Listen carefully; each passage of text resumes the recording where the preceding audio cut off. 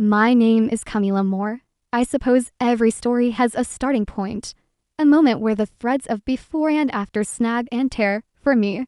That moment wasn't a sudden explosion or a dramatic revelation. It was a slow, persistent ache that settled in my chest and became a permanent fixture. It was the realization that in my family, my sister Isabella and I, the twins, were living entirely separate lives under the same roof. The distinction wasn't based on our personalities. We were both decent students, both reasonably well-liked, both outwardly successful young women. The difference, the vast ocean-wide difference, was in how we were valued and, more importantly, how we were invested in. Isabella was the recipient of a kind of golden child status that I only ever observed from the sidelines. Our parents, bless their hearts, loved us both. I truly believe that. But their love for Isabella came with a blank check. Well, their love for me came with a hidden fee. You could see it in the little things, the daily micro-decisions that chipped away at my self-worth.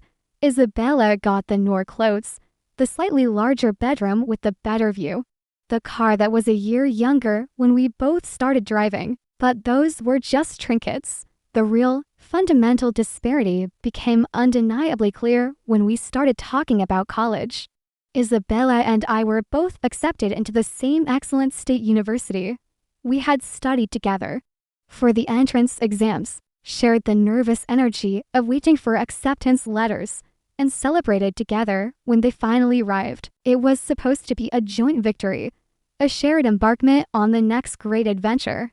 And for a fleeting moment, I thought it would be. The conversation happened around the dining table, a heavy oak piece that had seen generations of family meals, arguments, and quiet understandings. This time, the silence was anything but understanding. Dad cleared his throat, pushing his glasses up his nose, while Mom fussed with the centerpiece, avoiding my gaze. So, the university. Dad began, his voice taking on the official, business-like tone he reserved for serious topics. Isabella, we are so incredibly proud of you. Your mother and I have decided that we will be covering your full tuition, room, board, and all necessary expenses. You just focus on your studies. A wave of warmth and relief washed over Isabella's face. She beamed, jumping up to hug them both, thanking them profusely. It was a beautiful, natural moment of parental pride and filial gratitude. And then, the conversation turned to me. I waited for the next sentence, for the "and Camila, of course, we're doing the same for you." It never came. Instead, Mom finally looked at me, her expression a mix of regret and firm resolve. "Camila," she said, her voice softer, but carrying a sharp edge of finality. "Your father and I feel that you need to develop a greater sense of responsibility and appreciation for the value of money. You've always been more independent, haven't you? We think this is an opportunity for you to truly stand on your own 2 feet." I felt the blood drain from my face. My smile, which had been ready to erupt in gratitude, froze and withered. What does that mean, Mom?" I asked, my voice barely a whisper. Dad took over, the pragmatist. "It means we will not be paying for your tuition, Camila. Not directly, anyway. We expect you to take out loans and work to cover your expenses. It will be a valuable life lesson for you. Isabella needs to focus entirely on her academics to maintain the necessary GPA. You, however, we feel you can handle the balance." I stared at them, the words hanging in the air like a noxious gas. Valuable life lesson. Handle the balance. It wasn't about a life lesson. It wasn't about my independence. It was the judgment. It was the moment they quantified my worth. And the number was 0. "But we're going to the same school," I stammered, trying to grasp for logic. "Our grades are nearly identical. What makes her deserve it more?" That's when the real sting came, delivered with a casual cruelty that still smarts when I think about it. Mom sighed, as if explaining a simple truth to a difficult child. "Isabella is more focused, dear. She has a clear career path, and honestly she deserved it. But you didn't. Not right now, anyway." We think the pressure of having to earn it will finally motivate you. She deserved it. But you didn't. The words echoed in my mind, the fundamental betrayal of it all. It wasn't about money. It was about belief. They believed in her potential enough to invest tens of thousands of dollars without hesitation. They didn't believe in mine enough to offer a dime. They saw my drive for independence, not as a positive trait, but as a justification for their neglect, a way to offload a financial burden. I didn't argue, I couldn't. The disappointment was too thick, too paralyzing. I simply stood up, pushed my chair back quietly, and walked out of the room. I went straight to my bedroom and didn't cry. Crying felt like weakness, like an admission that their judgment was correct. Instead, I felt a hard, cold knot forming in my stomach. That knot was the start of the resolve that would define my next 4 years. It was the seed of my calm revenge. From that day on, I started planning my life with the stark reality of my situation. I applied for every scholarship and grant I could find, filling out endless forms until my fingers cramped. I secured a reasonable student loan. But the thought of that debt hanging over me was a constant pressure, a daily reminder of my parents' decision. And then I got a job, not just any job, but a night shift position at a logistics warehouse on the outskirts of town. The pay was decent. The hours were brutal, 10 p.m. to 6 a.m., but it meant I could attend classes during the day. The first semester was a blur of fluorescent warehouse lights, textbook pages stained with spilled coffee, and the constant dull-ache of sleep deprivation. I'd leave the warehouse at dawn, drive straight to campus for an 8 a.m. class, stay for my lectures and labs, study in the library for a few hours, then go home, shower, grab a quick meal, and try to sleep before doing it all again. It was a schedule designed to break a person, and many times I felt like I was right on the edge. Isabella, meanwhile, was thriving, as she should have been. She lived in the beautiful on-campus dorms, joined a sorority, and spent her weekends at football games and social events. She'd occasionally call, her voice bright and full of easy confidence. "Oh, I'm just getting ready for the mixer tonight," she'd say cheerfully. "Classes are fine. Mom and Dad sent me money for the new textbooks, and I'm thinking of joining the study abroad program next summer. You doing okay, Cammy?" "I'm fine," I always reply, the single word masking a universe of fatigue and resentment. I never told her about the warehouse, the aching back, the frozen meals, or the way I sometimes fell asleep mid-sentence while reading. I didn't want her pity, and I certainly didn't want her to tell our parents. This was my fight, my burden, and I was determined to carry it alone. The quiet pride of paying for my own existence became the one thing I clung to. The 4 years of college blurred together in this constant, exhausting cycle. I learned more working those nights than I think I ever did in a lecture hall. I learned discipline, resilience, and the sheer, quiet power of simply showing up when every fiber of your being screams for rest. While Isabella excelled academically, making the dean's list often, I also held my own. My grades were solid, my focus sharp, precisely because I had no safety net. I knew if I failed, I would not only disappoint myself, but also have a mountain of debt with no degree to show for it. I had to succeed. By the time graduation loomed, I was a different person from the timid girl who had accepted her parents' judgment. I was hardened, capable, and had already built a professional network far beyond the classroom. The warehouse job, though physically demanding, had evolved. My managers recognized my work ethic, and by senior year, I had been promoted to a night shift logistics coordinator position, a job that paid significantly better and involved complex problem solving. This unexpected career trajectory, forged in the crucible of necessity, would turn out to be my secret weapon. My parents, of course, were blissfully unaware of the true extent of my struggle and success. They assumed I was working a part-time retail job, making enough for extras while my loans covered the bulk of the tuition. They would periodically offer help, a $50 bill pressed into my hand, which I would politely refuse. claiming I was fine. Every refusal was a tiny, silent victory. I didn't want their pity money. I wanted their respect. And the only way to earn that, I realized, was not to ask for anything, but to achieve everything without them. The final weeks of college were whirlwind of finishing projects, writing final papers, and navigating the emotional minefield of leaving behind a life I had built with so much personal sacrifice. Isabella and I both finished strong, ready to walk across that stage and claim the degrees we had earned. She with the ease and support of a loving, funding family, me with the battle scars and quiet confidence of a self-made woman. The stage was set not just for a graduation ceremony, but for the culmination of my long, calm revenge. The moment of reckoning was approaching, and I was ready.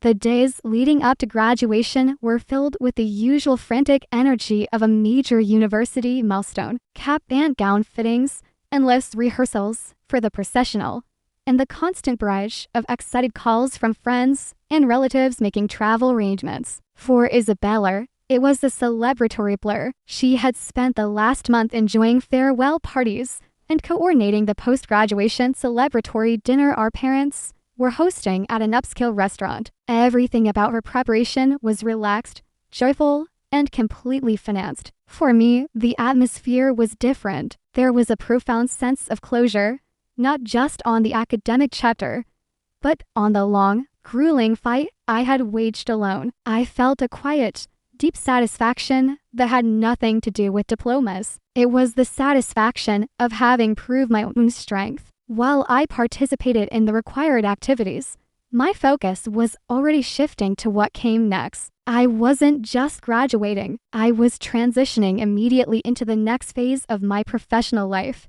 a phase that had been quietly blooming in the background of my late night shifts. One of the essential components of my revenge, my silent statement of independence, was making sure I had secured my future before the ceremony. Throughout my final year, while balancing classes and the demanding logistics coordinator job, I had been aggressively networking and interviewing. My experience at the logistics firm, dealing with multi-million-dollar contracts, managing teams, and optimizing supply chains, made me a surprisingly attractive candidate for high-level entry positions that most new graduates couldn't even dream of accessing. Most of my peers had internships that involved getting coffee. Mine involved managing inventory worth more than their parents' houses. About 2 weeks before graduation, I received the official offer. It was from a major, multinational distribution corporation, a company with a global footprint, offering a position as a junior supply chain analyst. The salary was, frankly,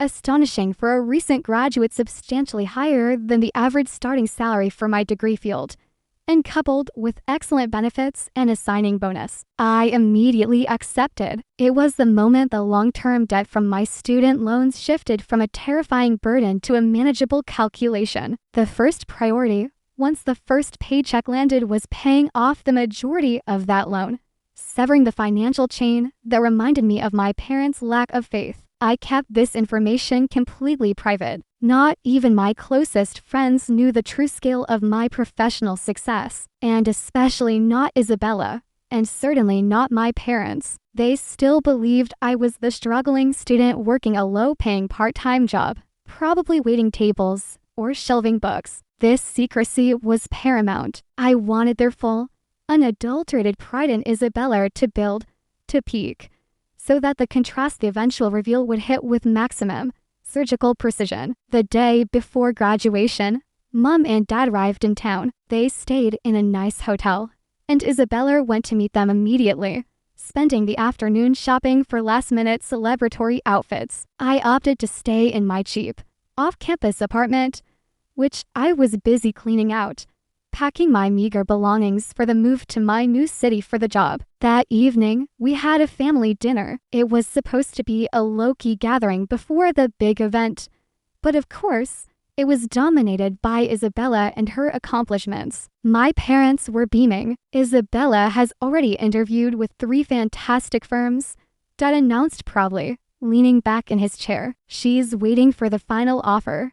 but it looks like she's headed straight into corporate marketing, a perfect fit for her degree. And mom and dad are setting me up with a small apartment in the city for the first 6 months," Isabella added, her eyes sparkling. "Just until I get settled in. It's so generous." They then turned to me, almost as an afterthought. "And what about you, Camila?" Mom asked, not unkindly, but with a patronizing tone that suggested she expected a much less impressive answer. "Have you lined up a summer job yet? Perhaps something to start paying off those student loans?" I looked at them, taking a slow sip of water. I could have told them right then. I could have broken the tension and enjoyed their surprise. But that wasn't the plan. I needed the audience. I needed the spotlight of the ceremony. "I have something lined up," I replied calmly, meeting my mother's gaze. "It's in logistics, the place I've been working." Dad nodded, clearly thinking of the warehouse. "That's good, dear. You can use the extra income while you figure out what you really want to do. Maybe after a year or two,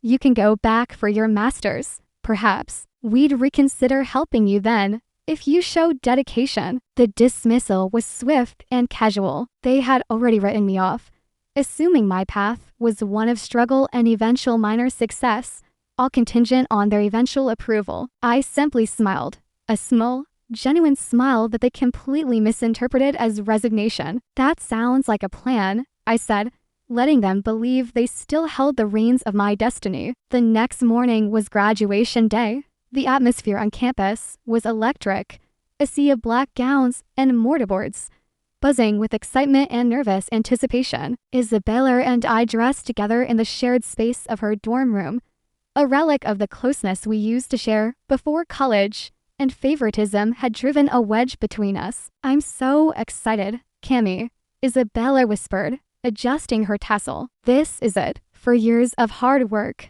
And we made it." "We did," I agreed, tying the satin ribbon of my gown, though we felt heavy on my tongue, acknowledging the shared goal, but denying the shared journey. Our 4 years had been spent in different dimensions. We joined our parents near the main staging area. They were, predictably, focused entirely on Isabella, taking dozens of photos of her, adjusting her stole, expressing their boundless pride. They took 1 or 2 perfunctory pictures with me, asking me to stand on the side. But their attention quickly snapped back to their golden girl. "Make sure you look up when you walk across the stage, Izzy," Mom instructed. "We've got the best seats, right in the center, and we want to get a perfect picture when they hand you your diploma." Dad gave Isabella a tight, proud hug. "This is a great moment, honey. You've made all our sacrifices worthwhile." I stood a few feet away, watching this tableau of perfect family pride. Sacrifices? The irony was a bitter taste in my mouth. They had sacrificed for her. I had sacrificed for myself. We took our places in the seemingly endless line of graduates. The ceremony itself was the usual blend of pomp, long-winded speeches, and the growing heat under the summer sun. We sat in long rows, waiting, my nerves humming not from fear, but from the anticipation of the moment I had planned for years. The moment when the narrative, which had been so firmly controlled by my parents, would suddenly, dramatically shift. The procession of diploma presentations began. It was done by college, then department, in alphabetical order. Isabella and I were in the College of Business, Department of Management. We sat together, getting closer to our moment. When they announced our department, the applause swelled. Isabella was up first, as her name came before mine. Isabella Moore. She walked across the stage, radiant and poised, taking the diploma case handed to her by the university president. As she shook his hand, the announcer read her accomplishments. Isabella R. Moore, Bachelor of Science in Marketing, magna cum laude, Dean's List every semester. She is a true credit to the university and her proud parents, who fully funded her outstanding education. My parents erupted in applause, standing up in the front row, cheering and waving enthusiastically. They were bursting with joy, basking in the public affirmation of their investment and their daughter's success. Their faces were flushed with triumph, their eyes locked on Isabella. The narrative was exactly as they had written it. Isabella, the deserving success story. Then, it was my turn. The president called my name. Camila Moore. I walked across the stage, my pace slow and measured, looking directly at the president, the D, and then, for a fleeting moment, I caught my parents' eyes. They were still smiling, the residue of Isabella's success lingering on their faces, ready to offer a milder, less enthusiastic cheer for their other, less funded daughter. I shook the president's hand and received the diploma case. It was then, as the microphone was open and the entire stadium waited for my formal introduction, that the announcer spoke the words that I had coordinated in meticulous, secret detail. The vice dean for the College of Business, who was standing at the podium, took a moment longer than he had for other students. He cleared his throat and read from a separate, specially prepared card. The sound system amplified his voice across the huge crowd, making every syllable ring out clearly. Camila Moore, the announcer read, his voice strong and commanding. Bachelor of Science in Logistics Management, summa cum laude, with honors in professional achievement. Miss Moore is graduating not only with distinction, but with the unique distinction of having earned her entire degree while simultaneously serving as a logistics coordinator for Worldwide Distribution Solutions, where she managed a night shift team and oversaw critical supply chain operations for over 2 years. Furthermore, we are immensely proud to announce that Miss Moore has already accepted a position as Junior Supply Chain Analyst at Global Nexus Logistics, one of the world's largest distribution corporations, effective next Monday. He paused and then added the final line that was the sharp, quiet blade of my revenge. A truly self-made graduate, Miss Moore paid for 100% of her own tuition and expenses through her hard work and professional dedication. Congratulations, Camila. The applause that followed was different. It wasn't just familial pride. It was the thunderous, spontaneous roar of thousands of people recognizing true underdog achievement. The kind of applause that happens when a crowd is genuinely impressed, not just obligated. But I wasn't watching the crowd. I was watching my parents. Their smiles, so vibrant and proud just moments before, dissolved instantly. Mom's hand flew up to her mouth,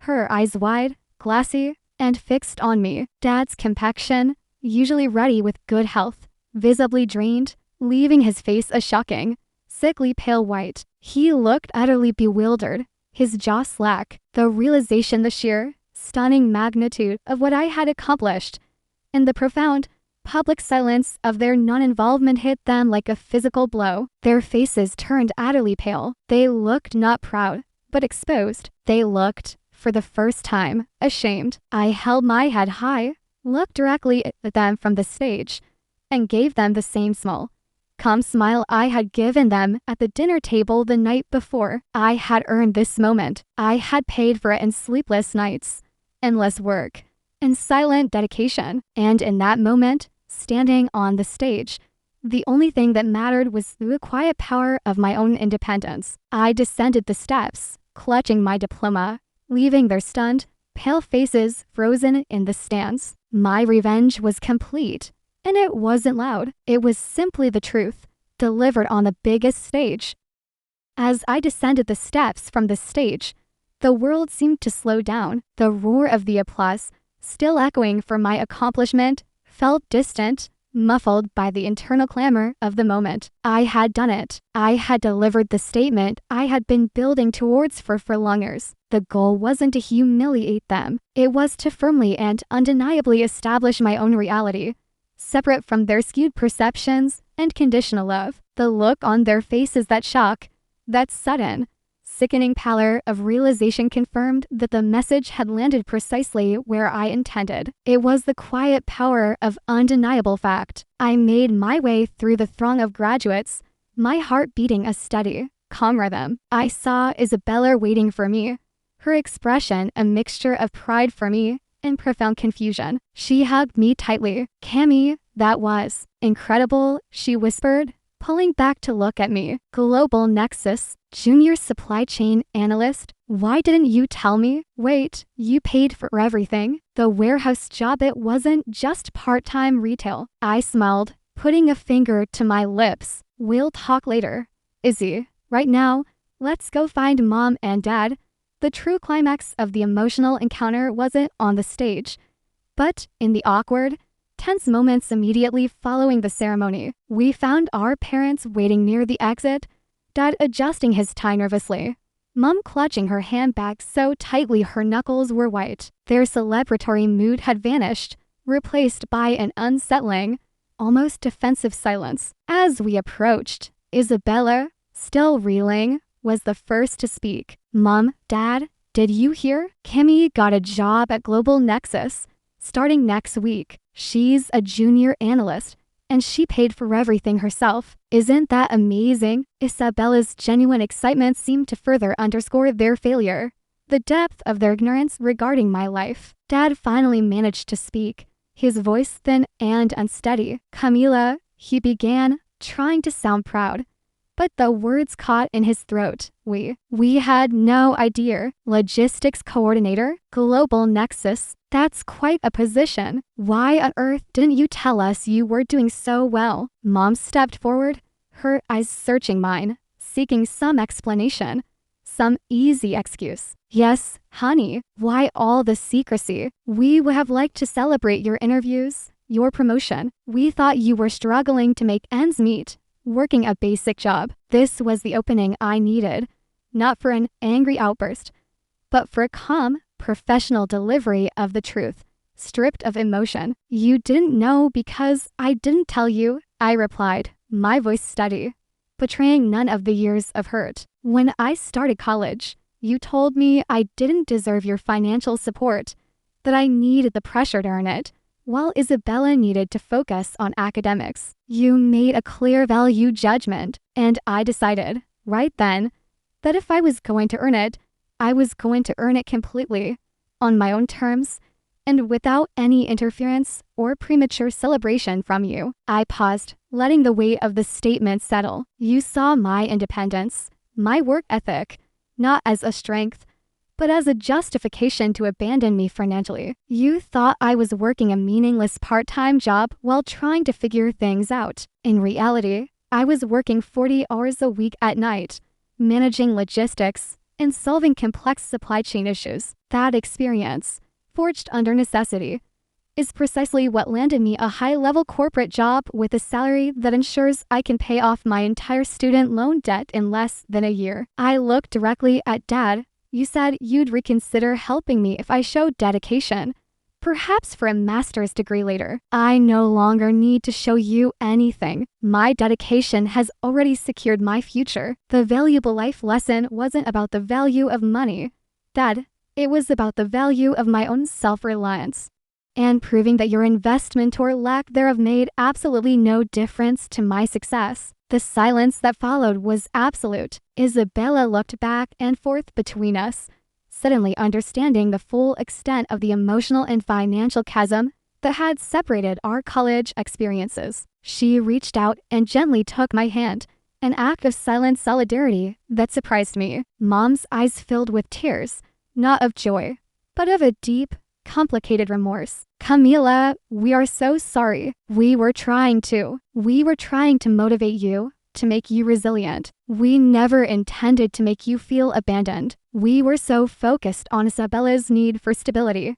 We thought you could handle the struggle. I did handle the struggle, I corrected gently. I didn't just handle it. I excelled because of it. But I did it without you. And that's the difference. You supported Isabella's success. I created mine. Dad stepped closer, reaching out tentatively. Let us make it up to you, honey. Let us buy you a new car, or pay for your new apartment in the city. Let us finally show you how proud we are. This was the final test, the moment where I could accept a belated, conditional olive branch, or finalize my independence. Thank you, Dad. But no, I said firmly, but without anger. I appreciate the thought, but I don't need it. I have already secured my own apartment. I bought a reliable, pre-owned car 2 months ago with my savings. I don't need charity or compensation. The entire point of this journey was not to get money from you eventually, but to prove I don't need it at all. The debt I accumulated is my own, and I will pay it off quickly with the salary I earned, based on the experience I gained while you thought I was shelving boxes. I gave them a small, conclusive nod. I am successful because of my own efforts, not despite them, but because they were necessary. That achievement is mine, and mine alone. I value that more than any check you could write now. The conversation ended there, not with a blow up, but with a quiet, powerful understanding. My parents' faces still held that look of stunned revelation, realizing they had spent for years celebrating one daughter's success, while completely missing and underestimating the phenomenal growth of the other. They had invested nothing in me, only to watch me emerge wealthier, more experienced, and entirely self-sufficient, all while they watched from the sidelines, finally realizing they had forfeited their right to claim any credit for my victory. The celebratory dinner that night, the one they had planned for Isabella, was subdued. They tried to steer the conversation back to my job, asking technical questions about Global Nexus, but I kept my answers polite and brief. They realized quickly that the dynamic had fundamentally shifted. I wasn't their dependent daughter looking for approval. I was an independent professional colleague, one who owed them nothing and required nothing. I started my job at Global Nexus on Monday. It was challenging, rewarding, and validating. Within 6 months, I had paid off the majority of my student loans and moved into a much nicer apartment. I was thriving. Isabella, who was still looking for the perfect marketing job, moved into the apartment our parents had rented for her. Our relationship, however, slowly began to heal. The revelation of my struggle had opened her eyes to the favoritism, and she became an ally, acknowledging the uneven playing field we had occupied. My parents and I never had a truly explosive confrontation, and that was the core of my calm revenge. There was no screaming, no door slamming, just the presentation of unassailable fact. They visit sometimes. Now, they treat me with a new, quiet respect that they never offered before. They no longer offer me money. Instead, they ask for my advice on logistics issues related to their small businesses. They finally see me, not as the child who needed motivation, but as the capable, driven woman I became because of their lack of faith. I learned that true revenge isn't about causing pain. It's about achieving independence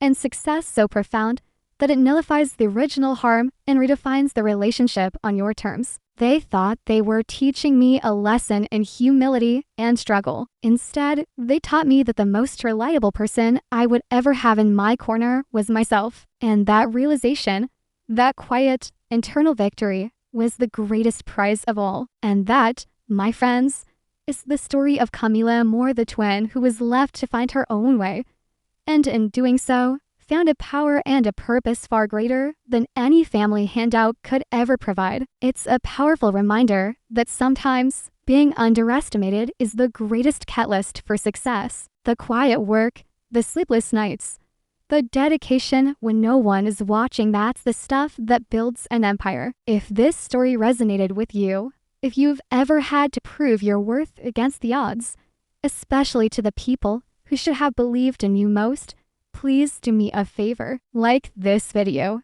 share it with someone who needs a dose of quiet inspiration, and most importantly, subscribe to My Calm Revenge. We're here every week, telling stories of silent triumphs and the satisfying power of independence. Until next time, keep your head high, keep working hard, and let your success be your greatest, calmest revenge.